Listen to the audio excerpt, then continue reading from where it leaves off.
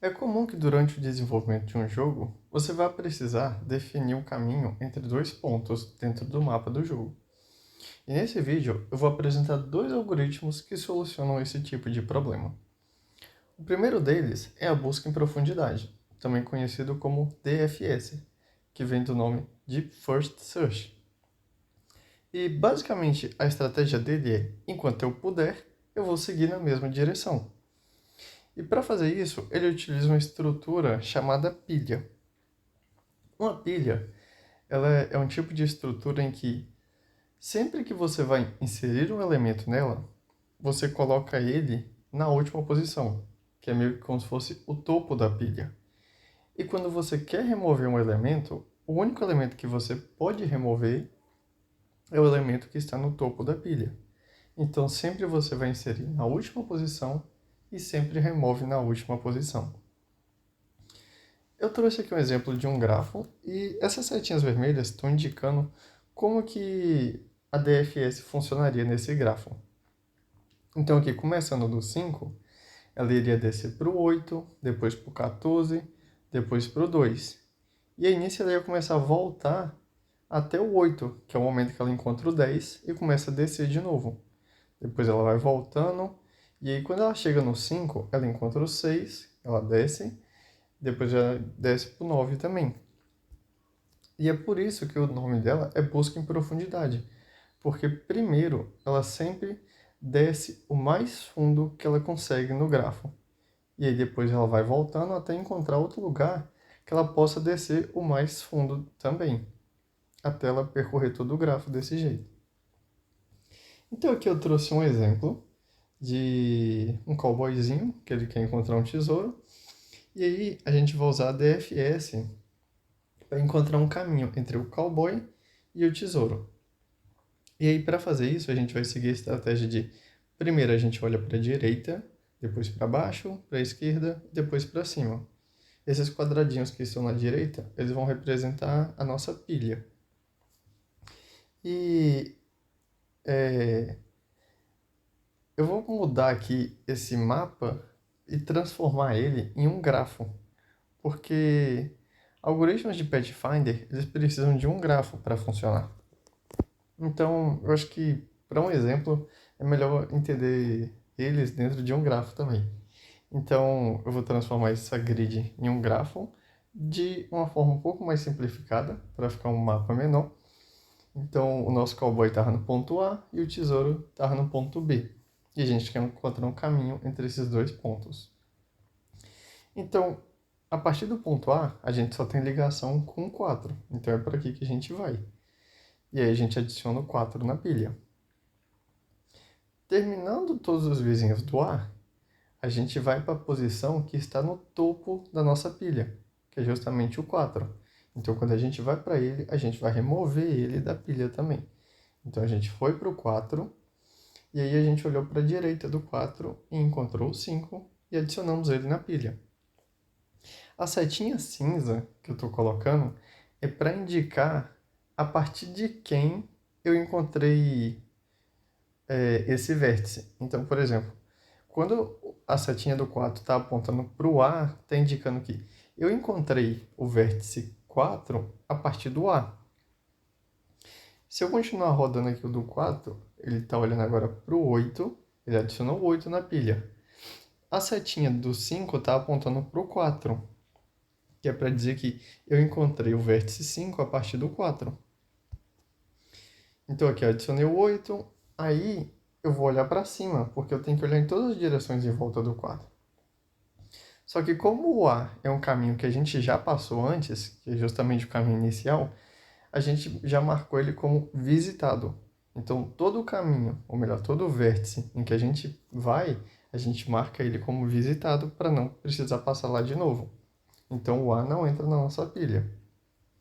Feito isso, a gente vai para o topo da nossa pilha, que é o 8, e aí a gente olha para o 9, adiciona ele na pilha, depois vai para o 12 e adiciona ele na pilha também, e aí olha para o 4 a gente já visitou, então não adiciona na pilha. Agora a gente vai para a posição que está no topo da nossa pilha, que é o 12, e olha para o único elemento que está conectado nele, que é o 8. O 8 a gente já visitou, então a gente não adiciona na pilha. Em seguida a gente vai para o 9, que é o elemento que está no topo da pilha, e aí adiciona o 10, que está à direita dele, adiciona o 13, que está abaixo. A gente olha para o 8, só que o 8 a gente já visitou, então não adiciona. E aí a gente olha para o 5 e adiciona ele de novo na pilha, porque a gente ainda não visitou. A gente já olhou para ele, mas a gente não visitou ainda. E aí a gente foi para o 5 agora e olhou para o 9, e aí olhou para o 4. O 4 a gente já visitou, o 9 também. Olhou para o 1 e adicionou 1 na pilha. Percebe que a setinha cinza do 5 agora está apontando para o 9, porque a gente só precisa salvar o caminho, o último caminho que a gente encontrou para aquele vértice. Não precisa ficar salvando todos. E na verdade é importante que a gente só salve o último. Vocês vão entender mais na frente.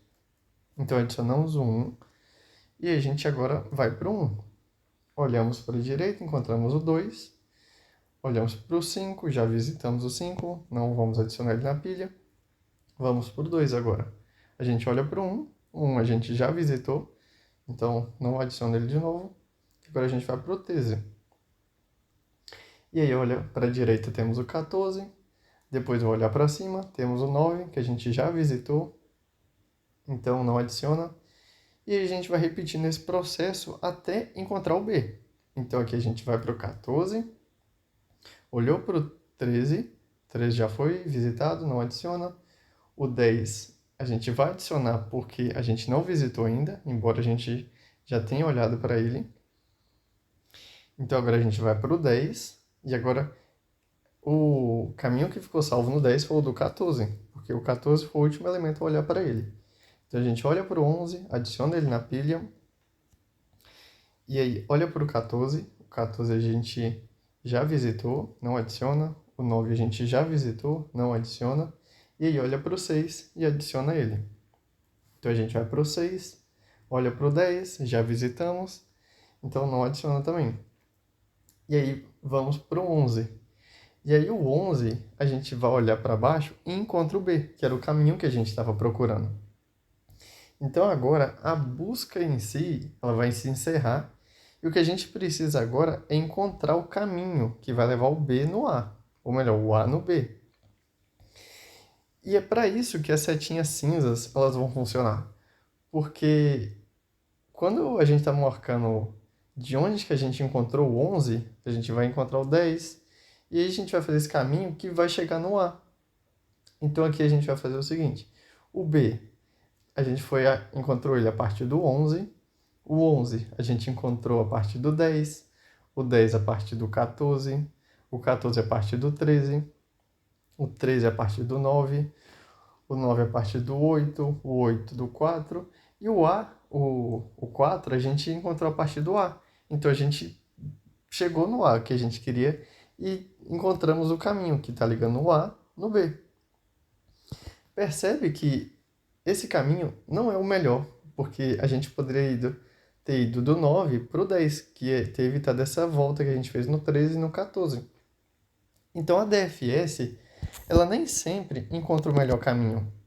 Às vezes, ela vai encontrar um caminho, quer dizer, ela sempre encontra um caminho entre os pontos, mas nem sempre ela encontra o melhor.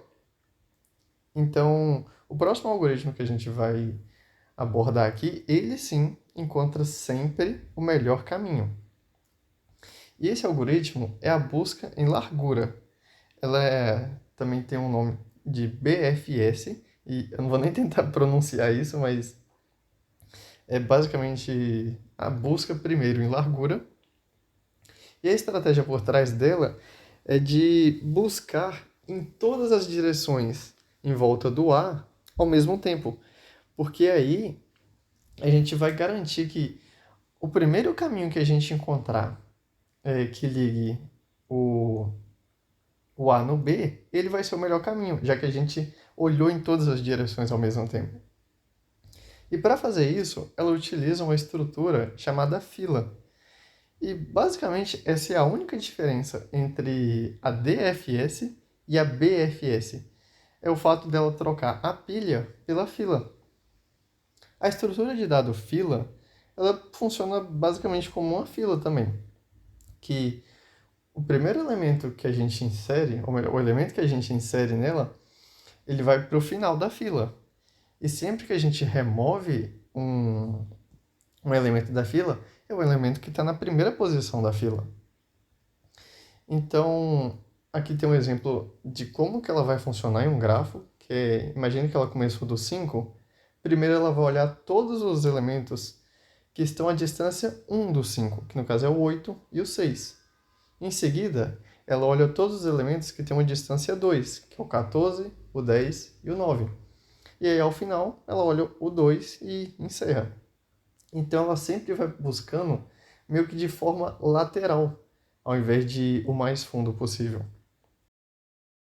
Então, aqui, voltando para o nosso exemplo do cowboy, a gente vai seguir ainda essa regrinha de olhar para a direita, para baixo, para a esquerda e depois para cima. E o que vai mudar mesmo, como eu disse, vai ser, ao invés da gente ter uma pilha, a gente vai ter a fila. Então aqui eu vou fazer a representação em forma de grafo também, para simplificar. E aí a gente vai começar a rodar nossa BFS a partir do A. Então a gente vai olhar para o 4 e adiciona ele no final da fila.